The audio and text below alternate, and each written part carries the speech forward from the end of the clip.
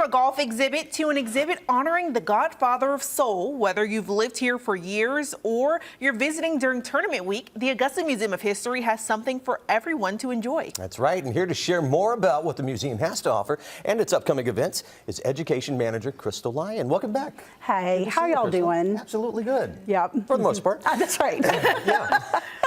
Crystal, for those who aren't aware, and also for the people who are coming in now for tournament week, new to the area, give us a little history about the Augusta Museum and how it got its start. Okay, so it's almost 90 years old. It started in 1937 with a group of guys coming together and saying, we need to have a museum in Augusta. And one of the first collections was a collection of moths from Eugene Murphy. And so the museum used to be natural history and like local history. And it wasn't until 1997 that it turned into just Augusta history and not natural history. So that was a big switch in 1997. Usually you don't want moths No. in a museum. No, it's a beautiful collection. We still have it at the museum. I'm about to say there's somebody that's interested out there. Now, Yep. the museum is hosting an array of upcoming events. First up, you have your April Brown Bag Lecture, particularly relevant to this week. Tell us about it. So during the entire year, we're doing Memories That Matter, Augusta Stories. So these are Augusta stories that are super important. And Phil Wall, who was the manager of the Augusta National for a number of years, we love to have his story shared this time of year with the Masters. His son is going to come and share their story. His son grew up on the Augusta National and is part of a very big family here in Augusta. And so we're thrilled to have him next Wednesday, August 16th. And he's going to speak at 12:30. But beforehand, we're going to share a little peach dessert with everybody in the rotunda, anybody that comes. You can't have like the Masters and not peach like ice cream or something, right?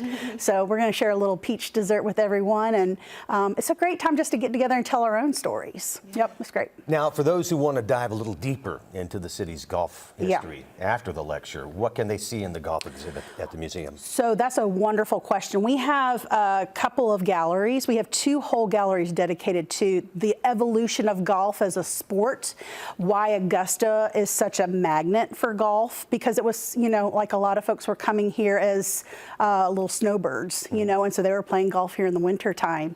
And then we have a whole gallery dedicated to the different golf courses and legendary players. And we're open all this week. So if folks are here for the Masters this week, they can come on down. We're open every single day. Yeah, so. they'll love it. I'm not even like huge on golf, and it's just a great exhibit all around. Now you have a new program too. Tell us about Curious Kids. Yes, this was developed by another person on our education team, Holly Love, and she is going to be working with kids 3 to 12 and doing a story time, a craft, a little tour of the museum scavenger hunts. And this month is all based on Fruitland Nurseries, which is the beautiful spot that later became the Augusta National. So we're going to learn a lot about the flowers that are the Augusta National and the trees, the peach trees that were there before it turned into the National. And I bet you there are plenty of people out here who have no idea about that. No, Present company accepted. And the Berkmans, Louis Berkman was on our original board at the museum, which is really cool. Awesome.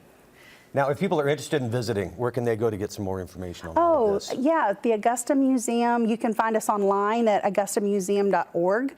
We're also on social media, so Facebook, Instagram, YouTube. We do all of that fun stuff. And also want to mention, it's not just golf again. I mean, we have a slice of a little bit of everything in Augusta. Yeah. We also mentioned the godfather of soul, James Brown. Oh, That's my favorite exhibit.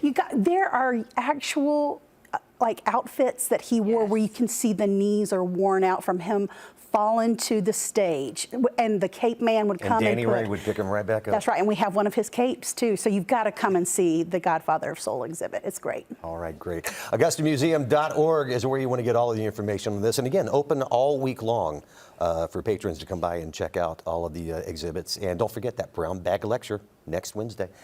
Always great to see you. It's so great to see y'all. Thanks so much for joining us.